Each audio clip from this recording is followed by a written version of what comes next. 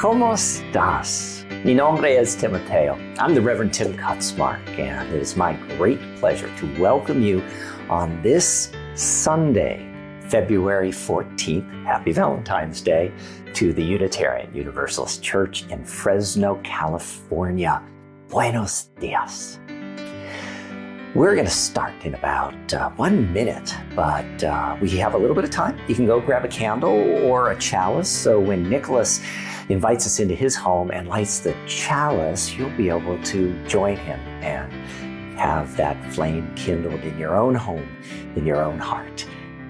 It's also, it's a nice time to just, in the comment box, say good morning, say, how are you?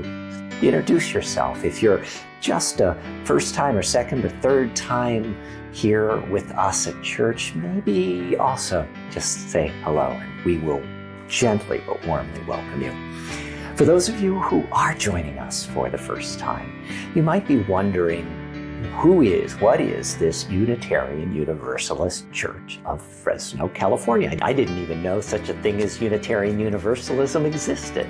So let me tell you just a little bit about us through sharing our mission statement. La misión de la Iglesia Unitaria Universalista de Fresno es amar inclusivamente, crecer espiritualmente, servir con gratitud y trabajar por la justicia. The mission of the Unitarian Universalist Church of Fresno, California is to love inclusively, grow spiritually, serve gratefully, and work for justice. We'll see you back in about a minute. Bye-bye.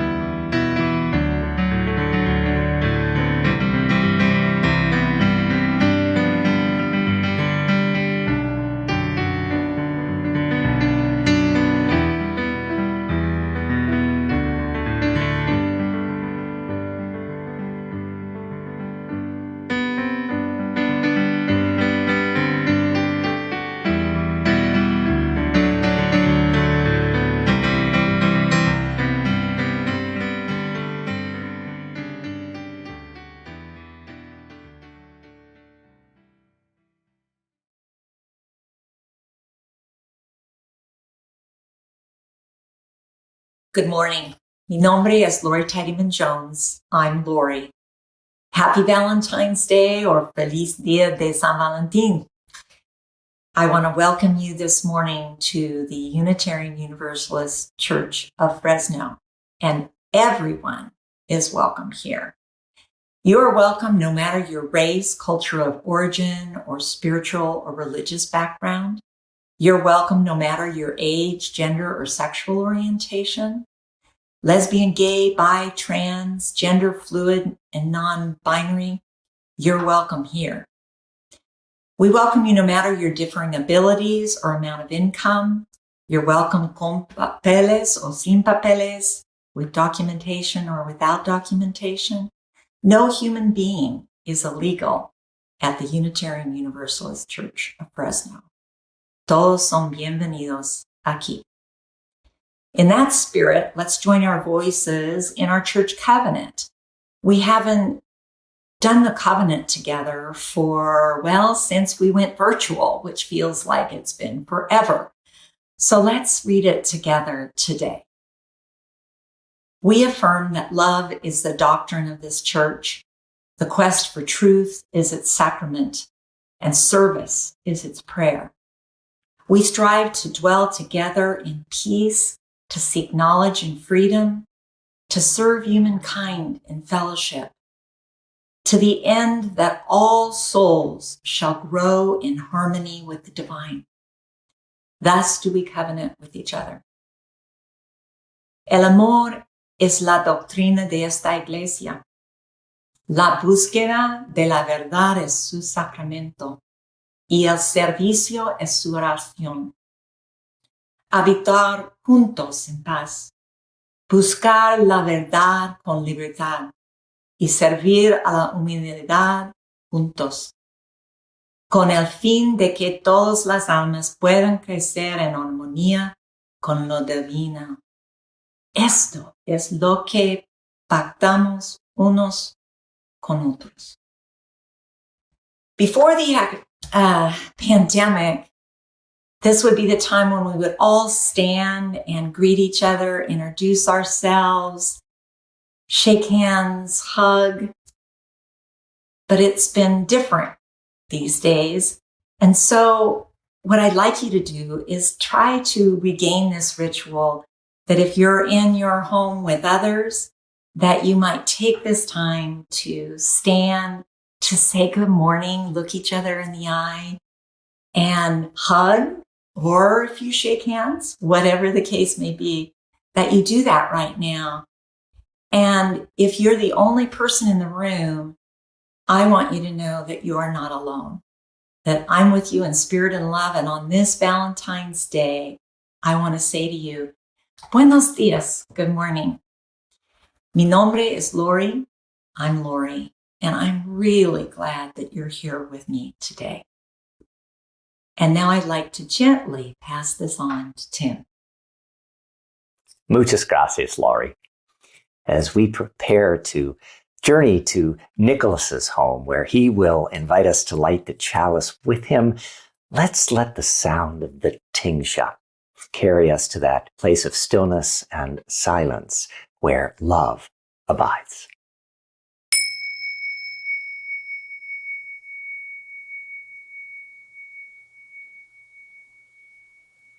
Hi, I'm Nicholas and welcome to my home. I am grateful to be able to share this time with you to light the chalice. I light the chalice for the gift of this day and for our community of spiritual nurture and compassion. We give thanks. We light this chalice as a symbol of our faith. May our sparks meet and merge in communion of heart and soul. Today, all around the world, Unitarian Universalists will be lighting a flame in an open chalice as a symbol of faith. Chalices burn in the Khasi Hills of India and the Kampala, Uganda. Chalices are lit in Kenya, Romania, and the Czech Republic. Unitarian Universalist chalices burn bright in the congregations of Hong Kong, Indonesia, Japan, Nigeria, Singapore, Mexico, and of course, here in our homes in the Central Valley, in Fresno, Clovis, Coriscold, and Visalia. I hope you will join me in lighting a candle or chalice of your choosing this morning.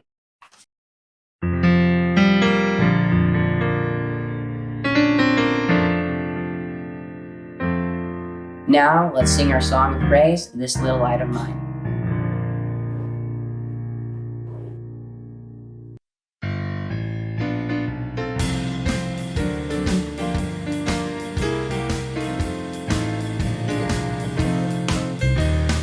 This little light of mine, I'm gonna let it shine. This little light of mine, I'm gonna let it shine. This little light of mine, I'm gonna let it shine. Let it shine, let it shine, let it shine.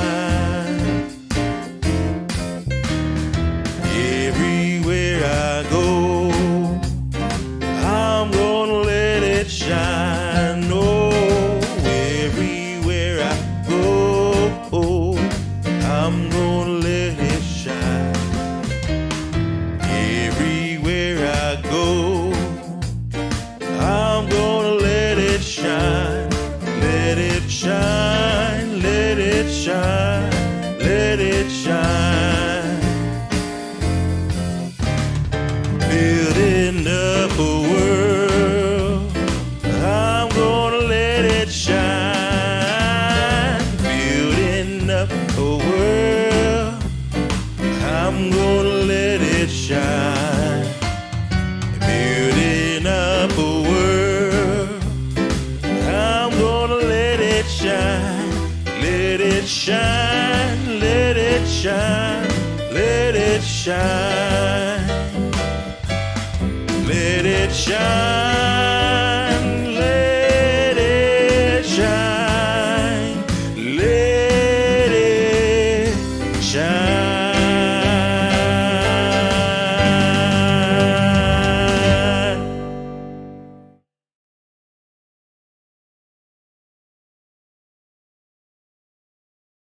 Next Sunday is the kickoff of our annual pledge drive. What's a pledge drive, you may ask? And that's a valid question if you're newer to the congregation or recently a new friend or financial supporter. See, how we build our budget every year for the fiscal year is we ask you a question.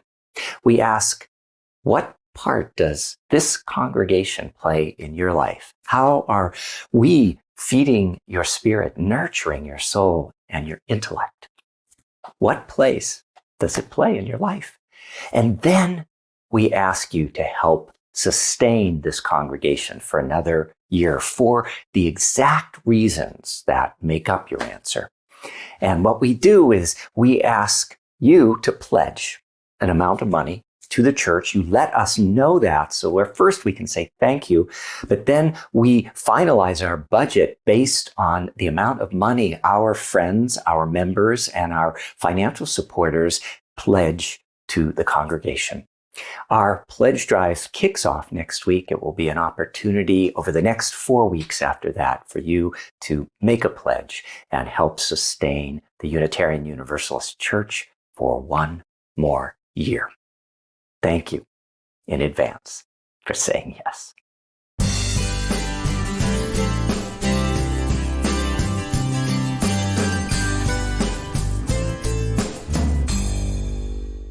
I became involved in the Unitarian Universalist Church of Fresno when Dion's daddy was just over 2 years old. I stay involved with the church because it offers me the opportunity to provide my son, who is 20 now, and my grandson with a religion where they can make their own choice. They can learn about all the major religions and question any questions they have, and they will be answered, and they get to decide what's important to them. What I value most about the church, besides that, the ability to question and grow and develop your own thoughts, is that it is my spiritual compass. I joined the church for my son, but I stayed for me. It has been a place where I have felt nurtured and loved and have had the opportunity to give back to my community.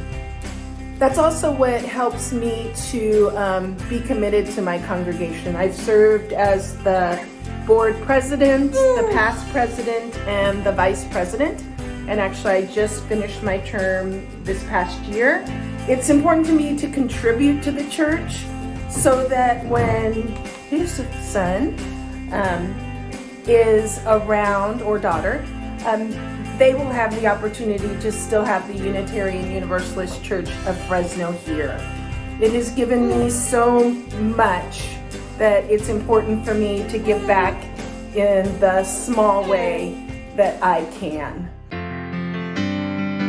When the fire of commitment sets our mind and soul ablaze, when our hunger and our passion meet to call us on our way, when we live with deep assurance of the flame that burns within, then our promise finds fulfillment and our future can begin.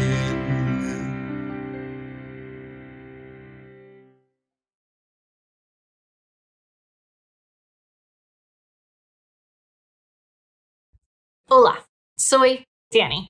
Howdy friends, I'm Danny. And for today's Time for All Ages, we're going to take a look inside the Wonder Box. You ready to wonder with me? I wonder what's inside. Oh, look at that. You see that, Charlie? It's a photograph. It's a photograph of a building? Gosh, that looks so familiar. Can you tell what it is? Why does it look so familiar? I know why it looks so familiar. This is the Islamic Cultural Center. They're our next door neighbors in faith. In fact, a couple of times we've walked between our church and the center in support of mutual causes. Boy, it really is a beautiful building. You know, I think it's cool that folks of the Islamic faith gather in such a beautiful building like that, just like we Unitarian Universalists gather inside our beautiful sanctuary. Sometimes people who are of the Islamic tradition gather in buildings called mosques to celebrate their faith. And mosques have this really cool architectural piece. It's called a minaret. Oh, look at it. Isn't it beautiful? Minarets are this beautiful tower, and they serve multiple purposes. One is to provide a focal point so people know who to look to in the city. And the other is a place for the crier to call out the call to prayer. The adhan is a sacred part of Islamic tradition, and it's said 5 times a day. Can you imagine saying a prayer 5 times a day? Once at dawn, at noon, at mid-afternoon, at sunset, and nightfall. The prayer is a reminder to the followers of Islam to stop, listen, and praise Allah, or God. I wonder what it must be like to just stop, listen, and praise. I wonder what you think of minarets. I wonder if Unitarian Universalists have any traditions like the call to prayer. I wonder what you might feel when you hear the call to prayer being sung. I wonder.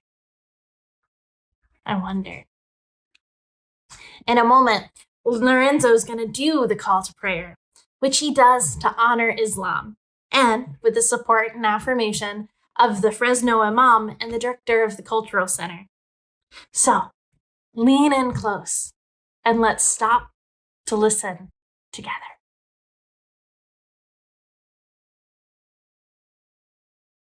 Allahu Akbar, Allahu Akbar.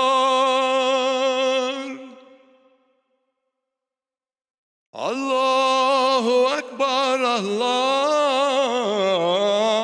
Akbar. Ashhadu an la ilaha illallah.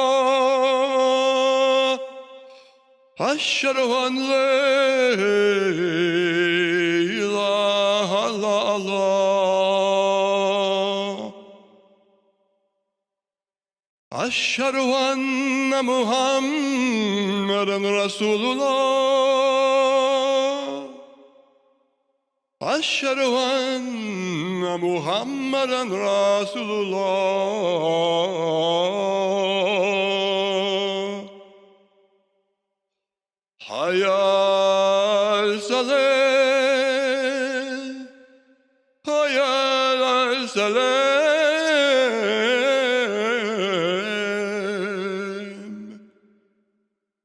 hayya al-falah, hayya al-falah.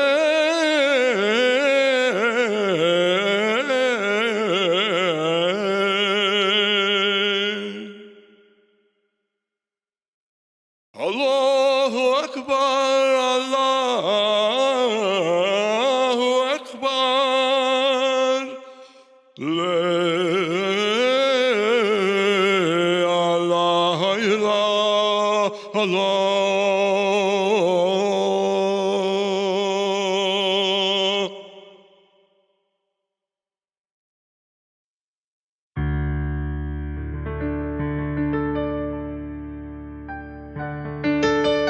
From the sacred sounds of the call to prayer to the sacred sounds of the breath of life, I invite us to breathe in together, breathing in peace.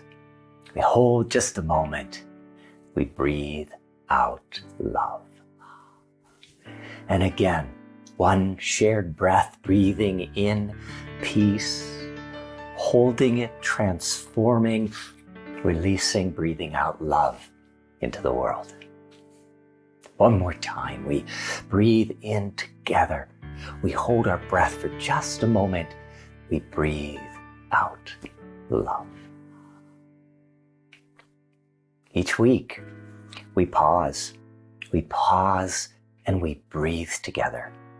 That sacred mantra, breathing in peace, transforming it and breathing out love, to remind us that anytime, any moment of any day, we can, when we're nervous, when we're feeling anxiety, when we are afraid, when we're uncertain, we can connect back to that breath of our life, breathing in peace, breathing out love. Our breathing together creates a sacred embrace, a shared embrace that allows us to rest in our collective love in this virtual sanctuary, remembering that there is a love holding you. There is a love holding all that you love. There is a love holding all. You rest in this love. We rest in this love. And as we rest in this love, we allow our breath and our remembering taking us back over the last week, the last 7 days of our living, truly a gift. And 2 questions emerge for reflection. The first, was there a moment in the last week when you felt weary or worn? Was there a moment in the last week when you felt revived or capable?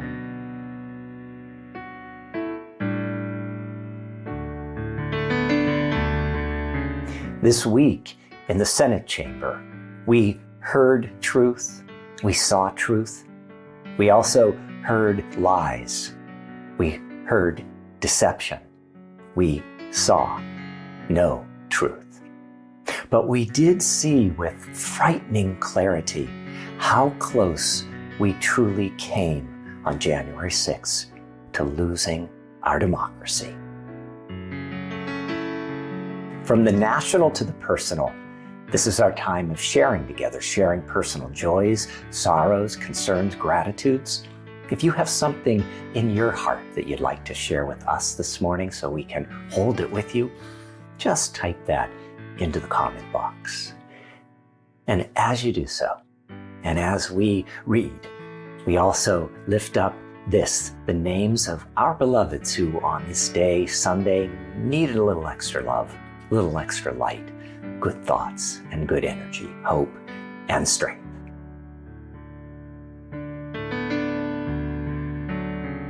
It has been said that the 2 most important words we can ever speak, that the most sacred words we can ever speak, are thank you. Thank you. It's been a while since we've stopped during our Sunday service to say thank you, gracias, to those who at risk to themselves, at great risk to themselves, are working as first responders, as healthcare workers and essential workers, putting themselves at great risk so that healing may be brought to those who are ill, and so that some of us are able to have some semblance of a normal life. Thank you, gracias, to those paramedics responding to the calls, to those nurses overworked, underappreciated, to those who keep our hospitals clean and sanitized, to the doctors working so hard to save so many, to nursing home staff protecting the most vulnerable among us, store clerks who keep us fed and allow us to buy the essentials that we need to continue living our lives. We thank 2 restaurant servers and those who prepare our take-out meals, those who deliver those meals to us so we can remain in the safety of our homes. Thank you. Muchas gracias. For all that has been shared, for all we hold in the sacred silence of our own hearts, for all those who on this day have no one to remember them with gentleness or love, we light this, our candle of community. By our remembering, may we and they be blessed. We light a second candle this Sunday morning. It burns for the over 2.36 million citizens of the world who have lost their lives to COVID-19.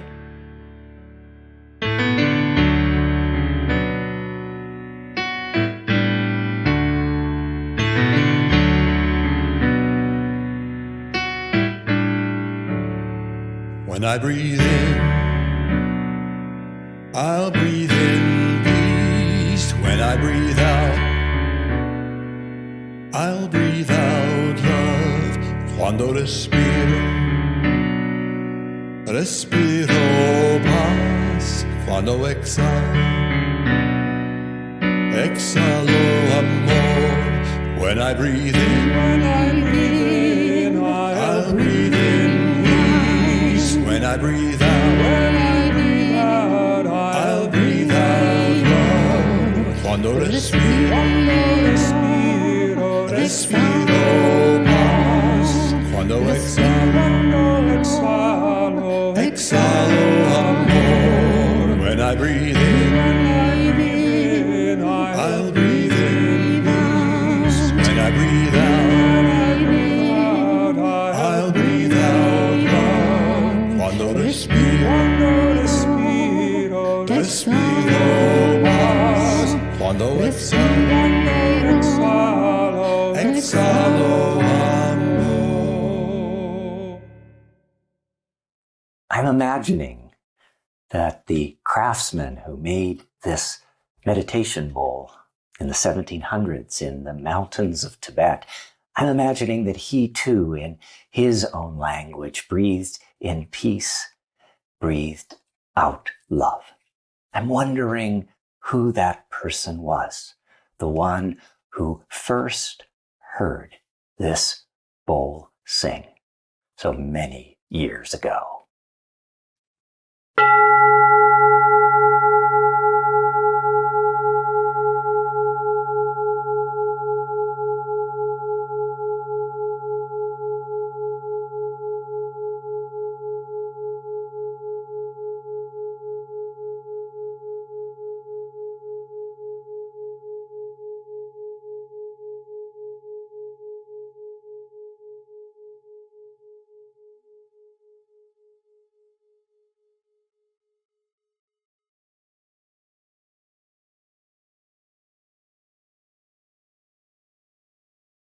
Our words of prayer or reflection come from the Unitarian Universalist minister, the Reverend Marta Valentin. Will you join with me in the spirit of mindfulness, reflection, or prayer? Let us pray.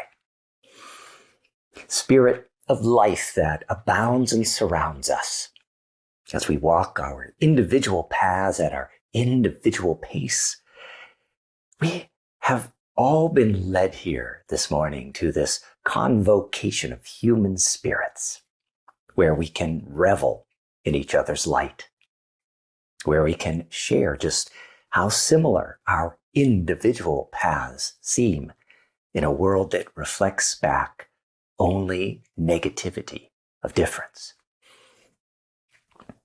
Thank you for your patience as we roam in circles, searching for the hand we do not recognize right beside us, or the face filled with love and devotion that we do not recognize as our own. Spirit of this world and beyond, we strive to keep conscious our interconnections and interdependence, our trust in one another as humans being loving, being in truth and with compassion. For we know that what we send out to the universe is what will return. And we wish to send our love to restore this broken world.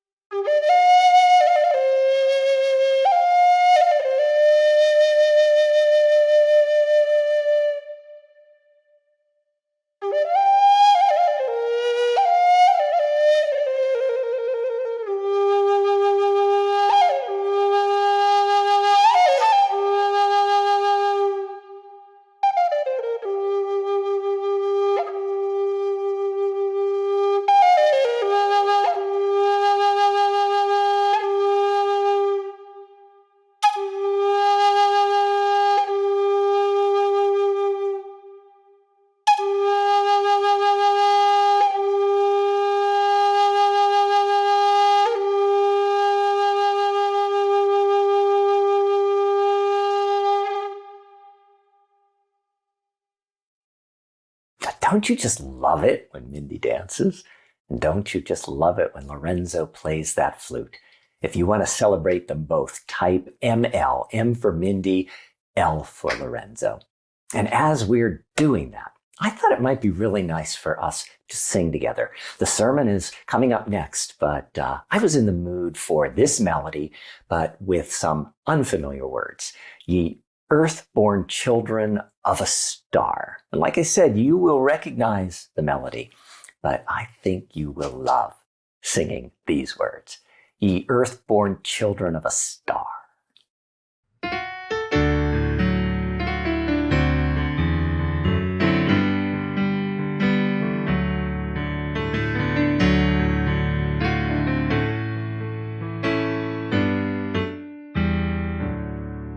Ye earth-born children of a star, amid the depths of space, the cosmic wonder from afar, within our minds embrace. Look out with awe upon the art of countless living things, the counterpoint of part with part, as nature's chorus sings. Beyond the wonder you have wrought within your little time, the knowledge won, the wisdom sought, the honor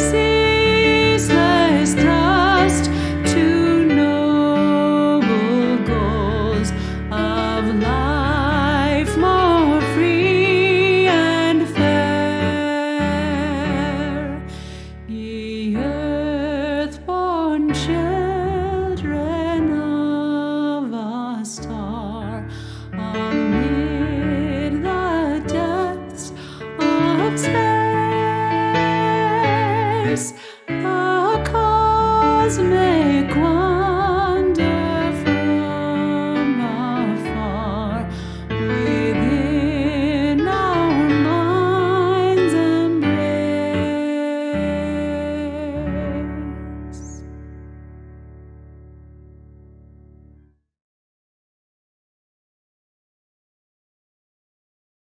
The sermon we will savor together is entitled Islam Revisited Beyond the Matrix, shared by our special guest speaker, Dr. Amine Tais.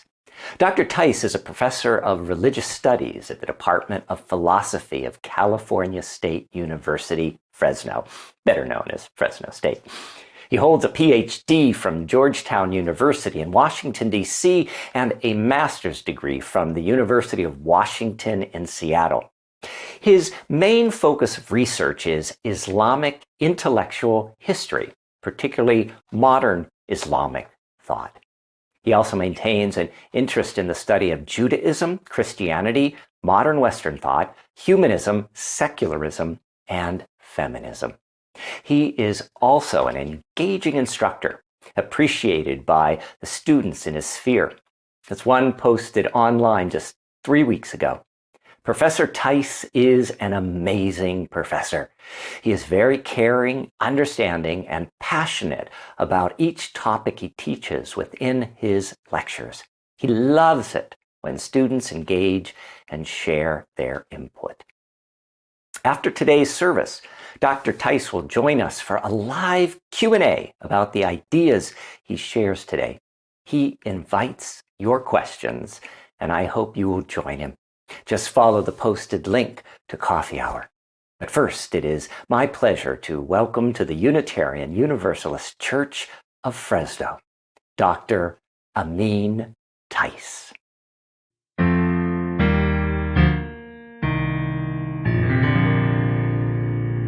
Greeting, everyone. Let me start by reflecting a little on the title of this talk, Islam Revisited: Escaping the Matrix. What do I mean by this? Why do we need to revisit Islam? And what is the matrix that we need to escape? Most of you have heard something about Islam. Some of you know more about it than others. Some of you have coworkers, acquaintances, friends, or even family members who are of Muslim background or practice quote-unquote Islam. All of us who belong to our settings, our context, we hear the term Islam, a number of images and signs and symbols come to our minds. These images, signs, and symbols come from what some anthropologists call the imaginaire. It's originally a concept developed in a French anthropological context. We can translate it rather inadequately as the imaginary. I will, however, here continue to use the original French word. But what is this imaginaire? In the word of one scholar, it is the collection of images that a particular culture group holds about themselves and about others. This collection of images is built, passed down through stories, poetry, religious teachings. In recent human history, its vehicles have become primarily the media and secondarily the schooling systems. What is important for our purposes here is to add that this imaginaire is closely tied to the language used by a particular culture. The language and the imaginaire tied to it create the frame and the lens through which we perceive ourselves and through which we perceive others. What makes this powerful is that events around us, political, economic, and social events, they feed our imaginaire and build layers of misperceptions and misconceptions, keeping us from seeing or thinking outside that familiar. The familiar seems natural to us. This is what I call the matrix, using the example of the 1999 film by the same name, starring Keanu Reeves, in which the world that people think they know turns out to be nothing but a virtual reality and illusion. Yet those who are experiencing it think of it as natural, familiar. This is not a perfect analogy to what I'm talking about today. However, it catches its kernel, and I like the dramatic effects of the analogy. Now, let me say that there is no escape for human beings from some kind of matrix. Humans function only within the frames of society, and society functions in a way that requires a common imaginaire. But an awareness of these dynamics is already a step towards escaping, at least partially, the limitations of a particular matrix, the limitations of an imaginaire within which we function, the limitations of a language through which we engage our environment. In the case of approaching Islam or revisiting Islam, this is an opportunity to realize that there is an imaginaire that shapes how we view Islam and Muslims. In other words, this is a call to gradually move away from, or at least be keenly aware of, our way of imagining Islam. It's a call to use scientific tools to analyze and better understand this thing we commonly call Islam. We need the tools developed within the social sciences and other sciences that can shed a light on the religious phenomenon generally. Such a step is extremely important because of another factor.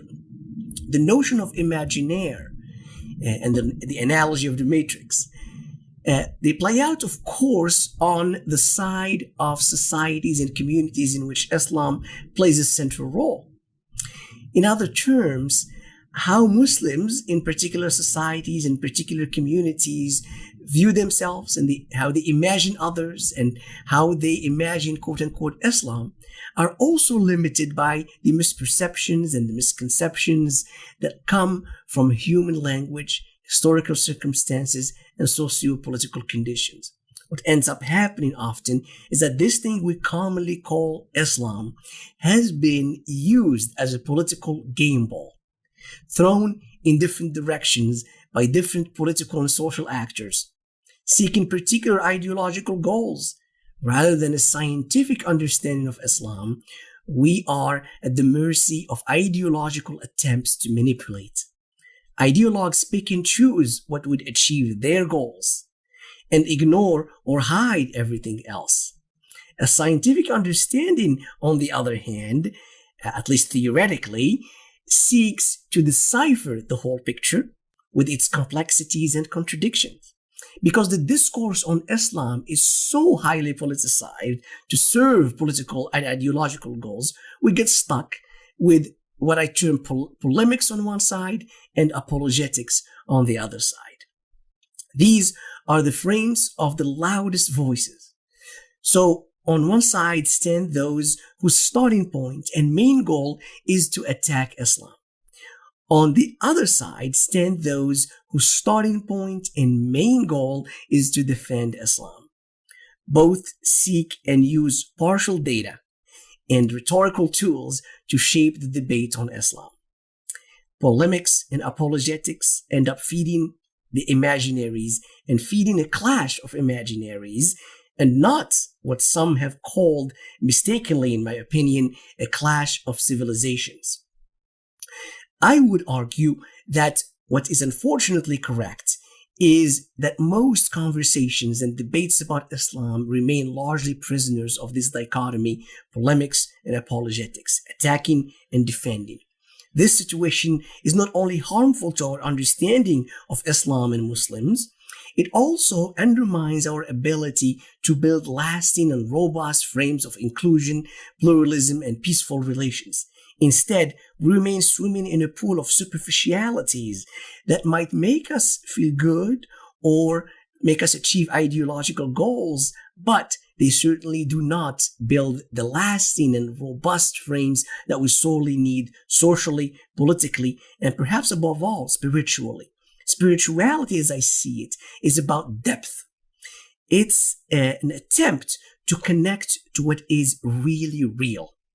It's a struggle to reach the deepest of all truths. In the case of our conversations about Islam, a good starting point is to recognize the limitations that our immediate contexts impose upon us and how they blind us to the complexities of the human condition.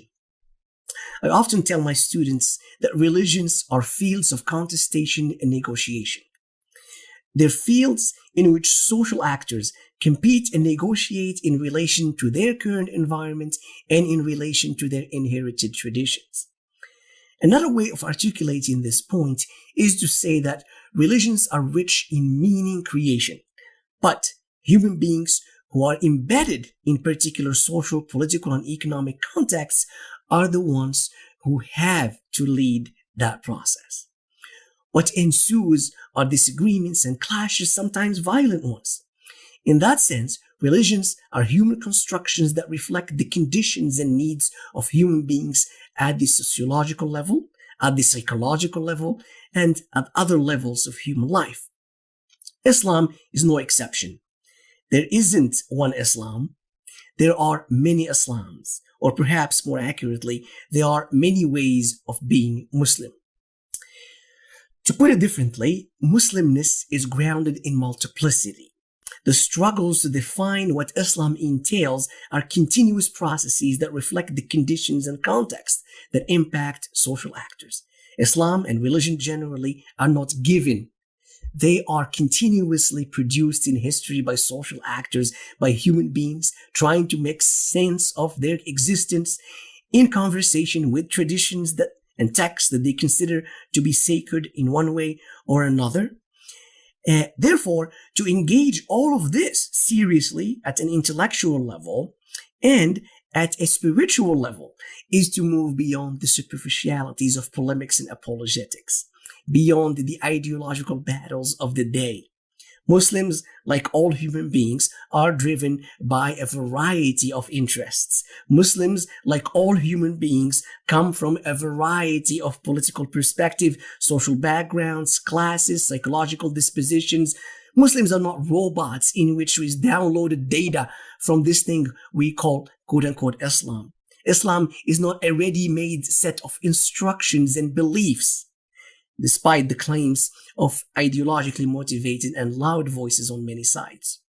Rather, Islam is a set of discourses produced by human beings in a variety of historical settings and circumstances, in conversation with what they consider revelation from God and tradition from His Prophet. Once this is understood, we have to all be careful not to simplistically and mistakenly reify particular interpretations of the Islamic discourses as quote-unquote Islam.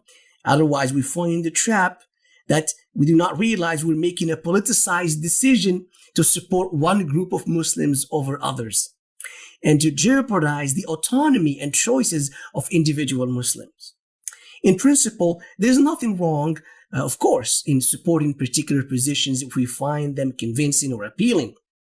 However, I would argue that it is indeed highly problematic and counterproductive if this support is done in complete or near complete ignorance of the dynamics of Muslim societies and of the history of Islam. I would also argue that it is highly problematic and counterproductive if the term quote-unquote Islam is used for complex sociological and political dynamics. So what I propose to you here is to intellectually and spiritually challenge the matrix that we happen to find ourselves within, to empathetically engage Muslims in their complexities as human beings. I also call upon you to approach what we commonly call Islam thoughtfully yet critically as a rich, sophisticated, and diverse religious traditions in which multiple discourses compete. Islam cannot be reduced to simplified caricatures, whether positive or negative. To illustrate my main point, let me consider the very relevant topic of violence by radical Muslim political groups. Often, these abhorrent actions that lead to tragedies and pain become the impetus for the ubiquitous question of whether Islam is peaceful or violent. And not surprisingly, we here again encounter the same frames of the polemicists and the apologists. First group trying to convince you that Islam is a violent religion, and the second group maintaining that Islam is a religion of peace. If we move away from these politicized battles and use my earlier suggestions, it would become clear that it is quite misleading and scientifically problematic to simply speak of Islam. In a way, what is accessible to us as observers of the religious scene and as participants in it is not an abstract Islam, but a series of discourses on Islam, a series of interpretations and practices. These interpretations and practices, and not Islam in the abstract, have constituted an important element in the lives of varied communities around the world for many centuries, each community taking them in different directions. This point is valid both from a theological point of view and through a sociological lens. At the theological level in Islam, it is generally accepted that only God is viewed as perfect. The perfectness of God does not transfer to people who interpret the Quran, the word of God for Muslims, or interpret the Sunnah of the Prophet, his exemplary and normative practice for Muslims. Equating God with human beings is termed shirk, a severe form of idolatry, and is considered the greatest of all sins. And since seeking to understand the Quran and the Sunnah is unquestionably an exercise done by human beings who are often dealing with texts open to various meanings and with other texts that are seemingly contradictory, the resulting interpretations cannot simply be equated with quote-unquote Islam if by Islam is meant what is in the mind of God. This is at the theological level. At the sociological level, when we analyze the realities of communities that define themselves as Muslim, it is clear that their religious practices and beliefs are diverse and are deeply connected to local socioeconomic realities, political settings, and cultural frames of reference. This is the case historically as well as today. Muslim life in 10th century Baghdad was different from Muslim life in 15th century South Asia. Contemporary Muslim life in Nigeria is different from contemporary Muslim life in Indonesia and is different from contemporary Muslim life in the United States, etc. If we take this discussion to the topic of violence, we must note that whether one ends up with pluralistic and generally peaceful interpretations of Islam or with confrontational and violent ones has little to do with God and everything to do with the contextually bound human beings that speak in his name. Those human beings are the product of particular settings, and they make choices as to which sacred textual units to favor. The truth is that there are many Quranic verses and Sunnaic reports that seem to promote peace. But there are also other Quranic verses and Sunnaic reports that appear to glorify conflict. It is thus necessary to remember that the Islam of God is inaccessible and that religious doctrine, laws, and beliefs are really part of a negotiation between human beings in relation to multivocal texts.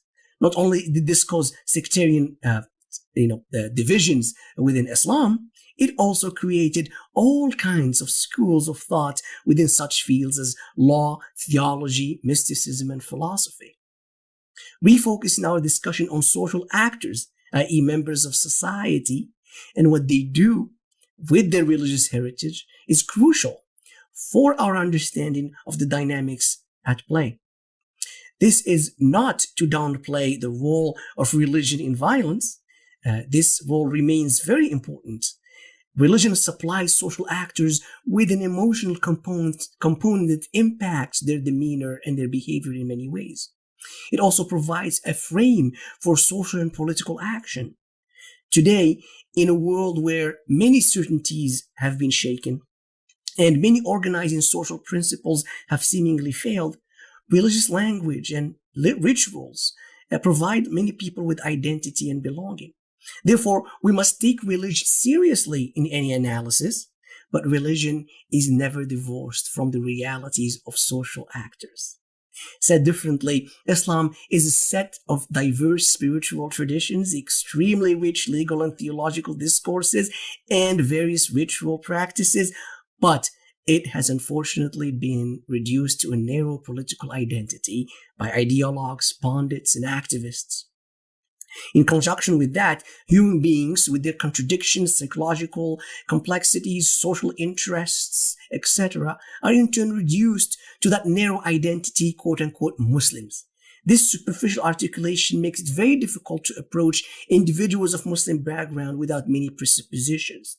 It is no surprise that Muslims are primarily presented as communities of like-minded people and rarely as independent individuals with their own unique rational decisions. Even worse, the Muslimness is often elevated to an unchanging essence. For many, this translates to viewing Muslims as incapable by their very nature of being truly modern or civilized or peaceful.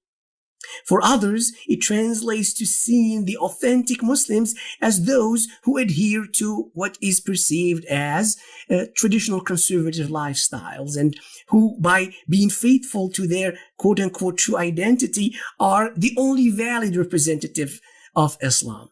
For both sides, there is much projection at play, as well as a disregard for the internal dynamics of Muslim societies and communities.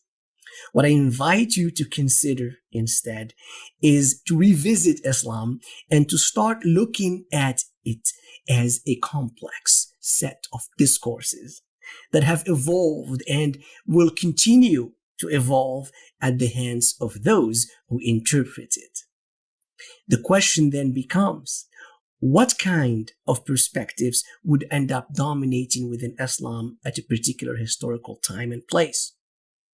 And this has a lot to do with social, political, and economic factors. The environments and circumstances of people facilitate the act of embracing some interpretations and not others.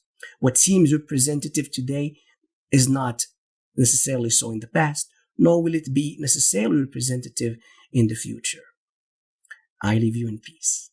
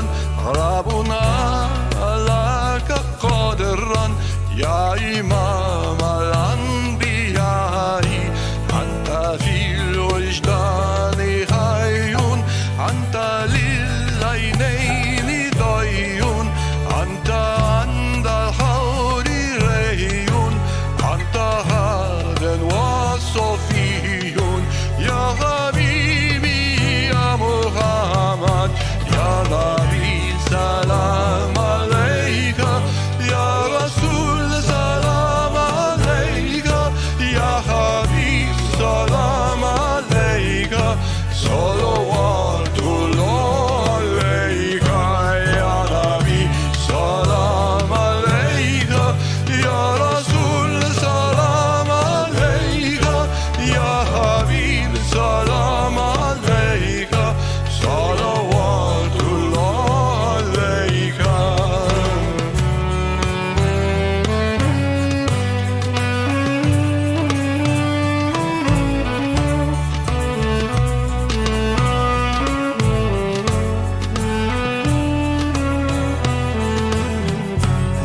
وارتيبها بقلبي هو بخير رسل ربي من به أبصرت دربي يا شفيقي يا رسول الله أيها المختار فينا ردنا الغبار عنينا جئتنا بالخير دينا يا ختام المرسلين يا حبيبي يا محمد يا نبي سلام عليك يا رسول سلام عليك يا حبيب سلام عليك صلوات الله عليك يا نبي سلام عليك يا رسول سلام عليك يا حبيب سلام عليك صلوات الله عليك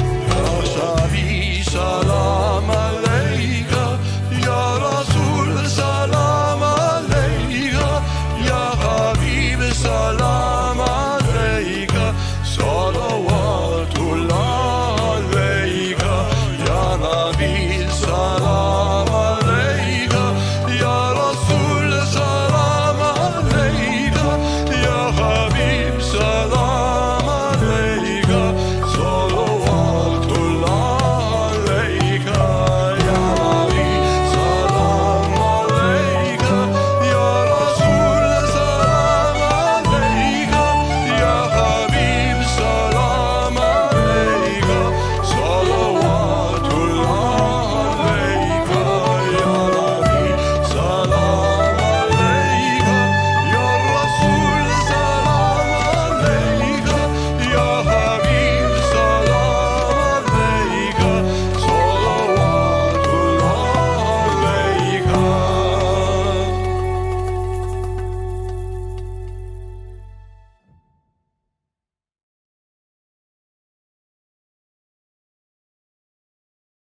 Good morning. I'm Sam Zutler.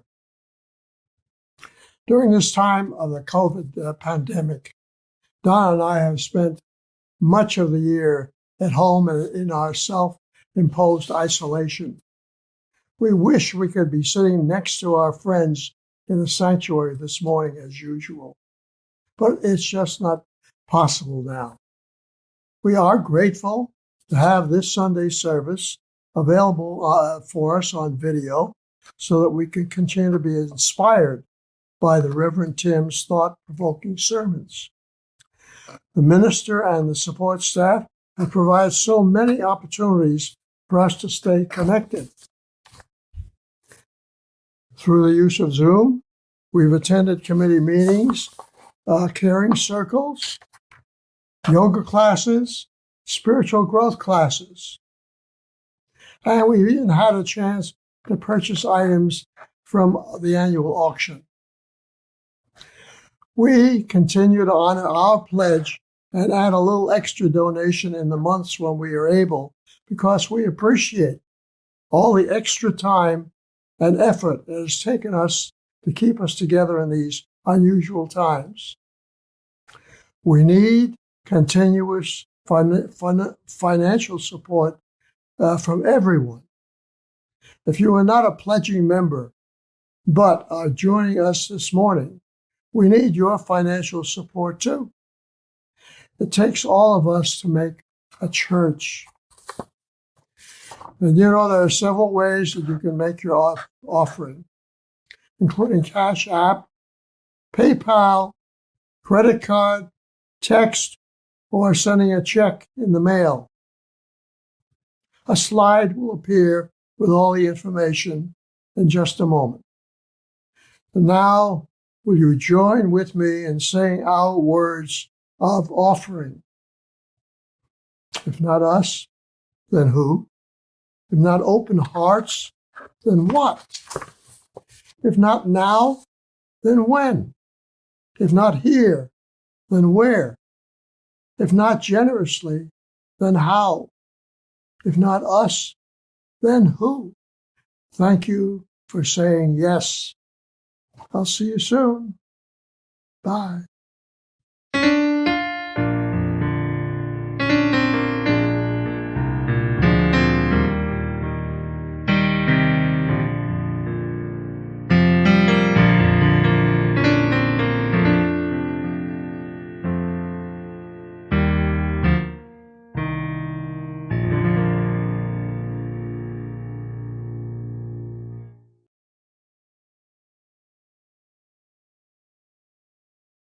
Howdy, friends. I'm Danny, and I'm back with a reveal of Reverend Tim's Sunday socks.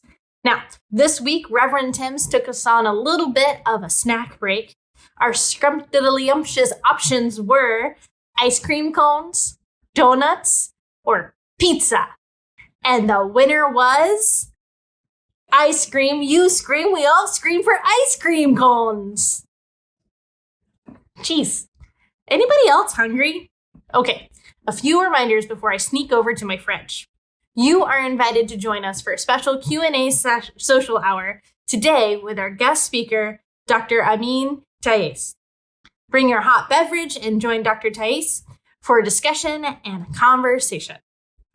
Don't forget, next Saturday is our socially distanced, in-person, imagination-themed religious exploration, followed by some socially distanced play shenanigans. I'm not promising that there will be life-size foosball with beach balls and hockey sticks, but I'm also not promising. Now, there's lots more happening in the congregation this week, so make sure you check out the order of service in the comments below for descriptions and links to all the fun. And with that, let's take a visit over to the always lovely and wise Patty.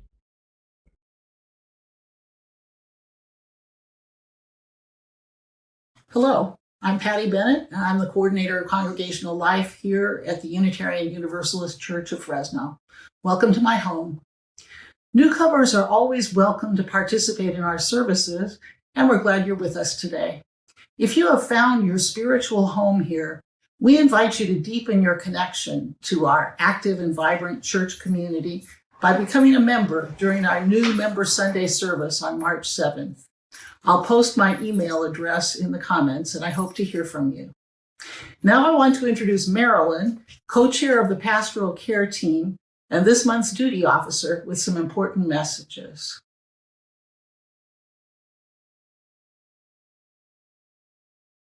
Buenos dias. Good morning. I'm Marilyn Erb, and I serve gratefully on the pastoral care team. I want to remind everyone of 3 programs.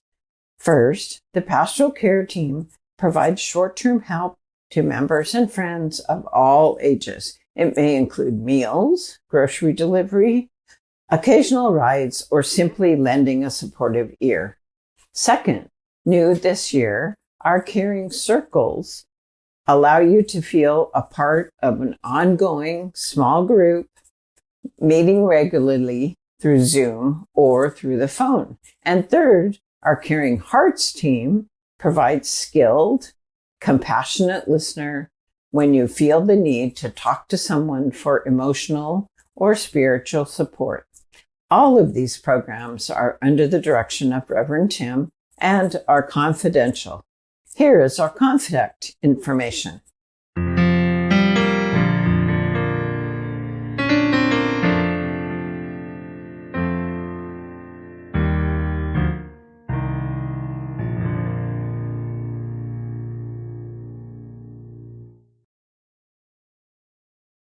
Hello, I'm Nicholas, and welcome back into our home. Thank you for attending this morning's church services with me and the rest of your loving community.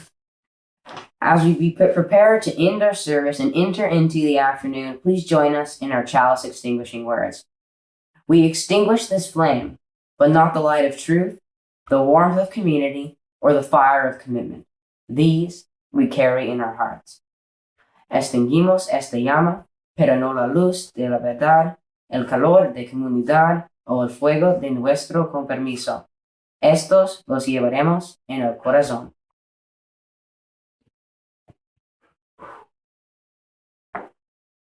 Thank you for joining us this morning. I hope to see you guys all back next week for the kickoff of our pledge drive and Tim's sermon titled The Fire of Commitment. Hope to see you there. Have a good afternoon. Muchas gracias, Nicholas. It is always a joy to have your presence and your voice as part of our Sunday services. Speaking of Sunday services, this service is about to come to a close. Do remember to stay, though, for the postlude, because there is always a musical marvel to enjoy before we head either to coffee hour or into the rest of our day. Now, our closing words this afternoon come from Phyllis Wheatley. She was the first Black poet published in this country in 1773. The words we're going to hear, she wrote while staring up at the night sky, that wide of expanse that calls to our imaginations. So let's take our hands, place them over our hearts. The words of Phyllis Wheatley. From star to star, the mental optics rove, measure the skies and range the realms above. There in one view, we grasp the mighty whole, or with new worlds amaze the unbounded soul. May it be so. Blessed be. Amen.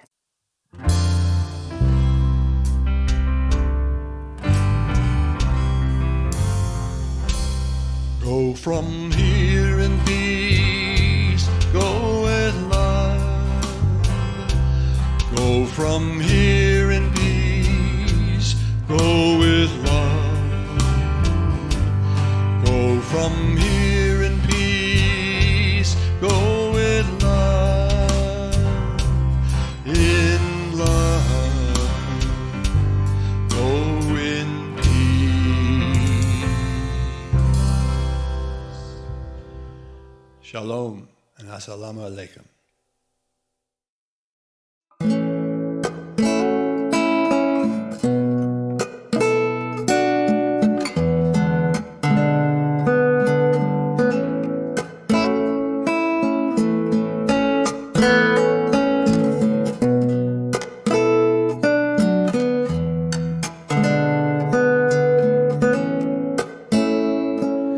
Tú eres la tristeza de mis ojos, que lloran en silencio por tu amor. Me miro en el espejo y veo mi rostro, el tiempo que he sufrido por tu adiós. Obligo que te olvida el pensamiento, pues siempre estoy pensando en el ayer. Prefiero estar dormido que despierta, de tanto que me duele que no estés. Como quisiera que tú vivieras, que tus ojitos jamás se hubieran cerrado nunca, y a estar mirándonos, amor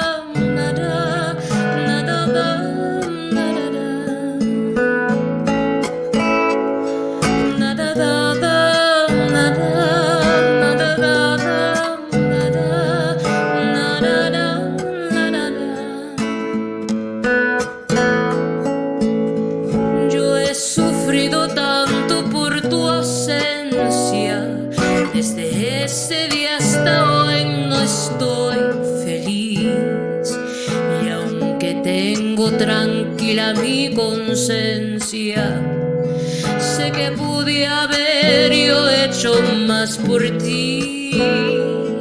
Obscura soledad estoy viviendo, la misma soledad de tu sepulcro.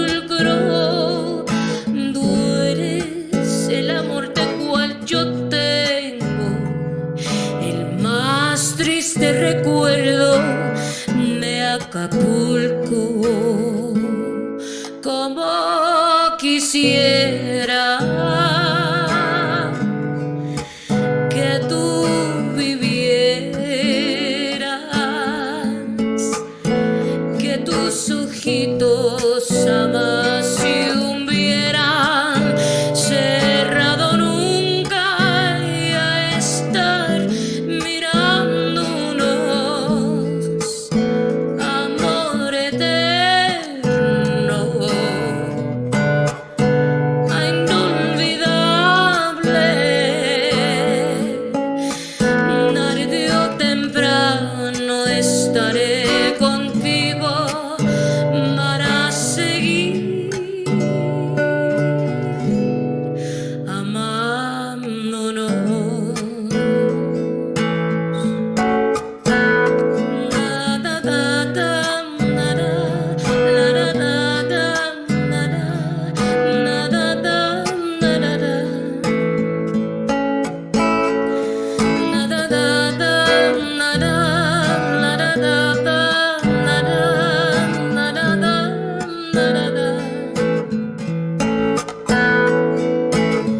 Eterno, amor eterno, eterno, amor eterno.